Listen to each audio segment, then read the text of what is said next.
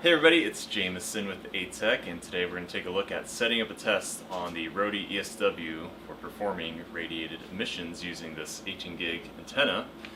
Here at ATEC, we rent out all types of EMI receivers, as well as all the accessories that you need to go with, such as cables, antennas, listens, and even RF tents. So let's get started setting up a test. Here on the ESW44, the first thing we'll want to do before we get to our setup is do a quick preset, and to run a EMI measurement, we'll click mode and go to receiver. And the first thing you'll want to do is set your frequency span for the range you'll be testing, and in this case we are using a 1 to 18 gig horn antenna. And so we'll set that there. And the next step, we'll go to measurement configuration and use this button called test automation, which is very helpful for setting up the rest of the tests. And on the overview, we have 3 steps that we can essentially take to run the test. So you can run a scan, and you can stop your test there, depending on this switch being closed or not. After you run the scan, you can do a peak search and get a list of your peak measurements, and then for a full compliance CISPR test you'll also want to do a final measurement using all the detectors that you can, and we'll see that in the next steps. So for now we'll do all 3 steps here, and we'll do a scan type of FFT, which is a faster method of running EMI tests compared to traditional stepped. And then something like fixed frequency would be used for your like click analysis type tests. So we'll stay on FFT. We'll also do max speed for this demo.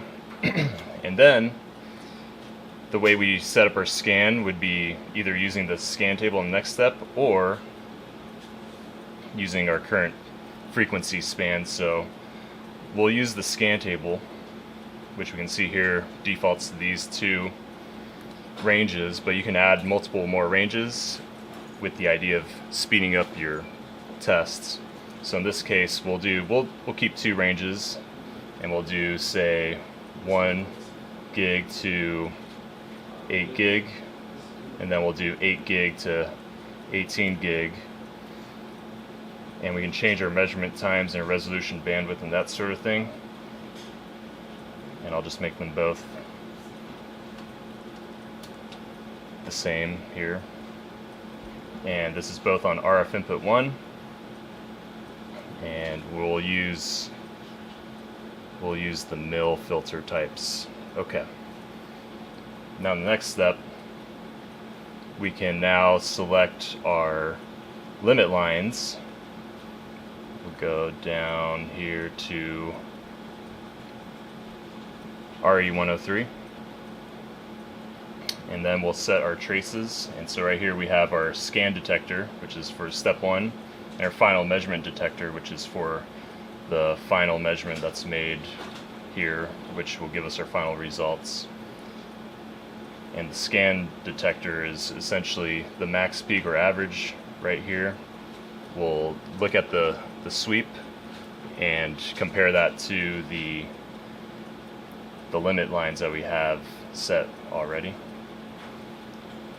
And in this case I'm going to change this to be a CISPR average on the final measurement, and at this point we'll get these to populate once we run our tests. So let's hit run.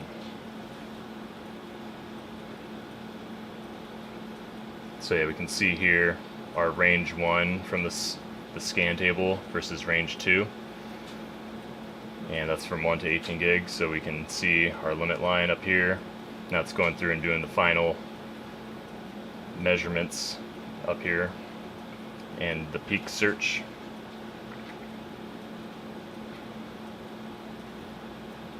So it's going to the peak measurements and then using the final detectors based off the peaks that were measured using the scan detectors.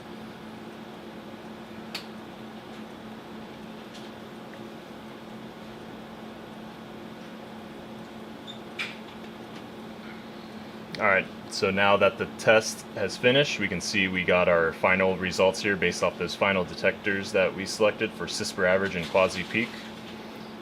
And then we can see our peak list that was measured from the previous step using just the max peak and average detectors here. And so with our final results, we can do an export and save our data somewhere. We'll just call it P, and you can save it and get a look back at your data like this. Here's the exported Excel sheet from the ESW44 that shows our settings for frequency range, our scan 1 and scan 2 settings, our trace 1 and trace 2 detectors, as well as our peak search lists that we saw earlier. One additional thing that is good to know for setting up your EMI tests is when you click Setup, you can go to Transducer, and here there are preloaded antennas and listens that you can pick from, and this will allow you to adjust all your readings based off your antenna or listen that's connected. So in this case, our horn antenna is very similar to this HF907. And so we can select it and say, hey, it's on input 1, and hit OK. And go back and redo our measurements, and you can see that right here where it says TDF input 1, HF907, that your transducer factors are being taken into account. Thank you for watching our video on the Rohde Schwarz ESW44 EMI receiver. If you have any questions or comments, please leave them below or reach out to us at atecorp.com.